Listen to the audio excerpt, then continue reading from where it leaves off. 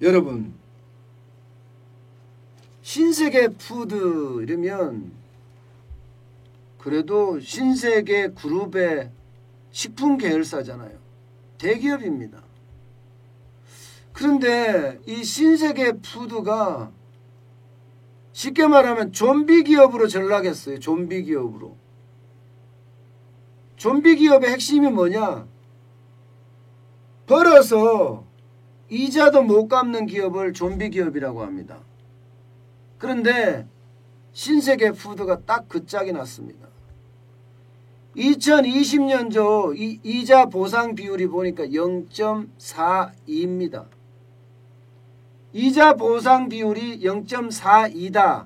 이 말은요, 일반적으로 이자 보상 비율이 1이 돼야 됩니다. 1. 그래야지 영업이익을 벌어서 또 그만큼 이자를 갚는다는 이야기예요. 1보다 높은 게 훨씬 좋은 거고요. 대부분의 기업이 1보다 높죠. 예, 대부분의 기업이 1보다 높습니다. 그런데 이 신세계 푸드가 보시다시피 0.42예요. 2017년까지만 하더라도 신세계 푸드 잘 나갔습니다.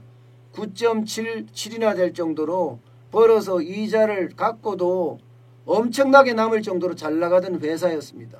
2018년에도 7.2%고요. 예. 그리고 2019년에도 3.57%였는데 2020년 3분기에 0.42%까지 떨어졌으니 그야말로 난리가 나지 않겠어요? 난리가.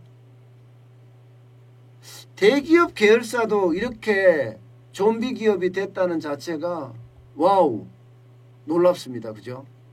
놀라워요. 그런데요, 그렇게 될 수밖에 없어요. 코로나19가 워낙 세게 들이쳤으니까 지난해 3분기까지 누적 기준으로 보면 영업이익이 30억 원입니다. 전년 같은 기간에 비하면 82% 줄었어요. 82%. 코로나19가 그만큼 식품 기업인데도 한 방을 때렸다는 이야기예요. 그럼 부채 비율은 어떻게 되겠어요? 엄청나게 늘어납니다. 부채 비율이 2020년 3분기까지 봤을 때 신세계 푸드는 214.39입니다. 214.39. 2017년만 하더라도 89% 정도예요. 88.97%니까요. 굉장히 낮았어요. 그런데 코로나19가 터지면서 쉽게 말하면 밥 장사가 안 된 거예요. 그렇다고 이게 라면이라든가 혹은 가정 간편식이라든가 이런 거에서는 또 둔했습니다. 그러다 보니까 오프라인에 있는 식당들이 줄줄이 망하면서 신세계 푸드도 그만큼 어려워진 거죠. 그만큼. 여기다가 스무드킹이라고 있어요. 스무디킹. 이거 신세계 푸드가 인수를 했었거든요. 한 번도 흑자 못 냈어요. 아직까지 계속 적자예요. 4년간 30억 이상 적자입니다. 지금 이마트 24 그 편의점에 쇼핑숍으로 들어가 있긴 해요. 그런데 이게 영업 개선이 안 됩니다. 문제는 급식사업도 안 된다는 급식사업도. 코로나 때문에. 재택근무가 확대되죠. 계약이 연기됐죠. 그러니 위탁급식사업이 되겠어요? 안 되죠. 예. 그야말로 폭망했다고 이야기할 정도로 말입니다. 어렵죠. 그러니 신세계 푸드가 지금 버텨낼 재간이 없다. 결국은 어떻게 되겠어요? 결국은 모사에서 지원을 해주던가 그렇지 않으면 구조조정을 할 수밖에 없어요. 근데 모사에서 지원해 주는 것도 이게 배임에 걸릴 수가 있거든요. 예. 본사에서 지원해 주면 정자를 하면 이러면 모르겠지만 그래서 지원하기가 요즘은 굉장히 까다롭습니다. 그러면 결국은 구조조정을 할 수밖에 없다는 거예요.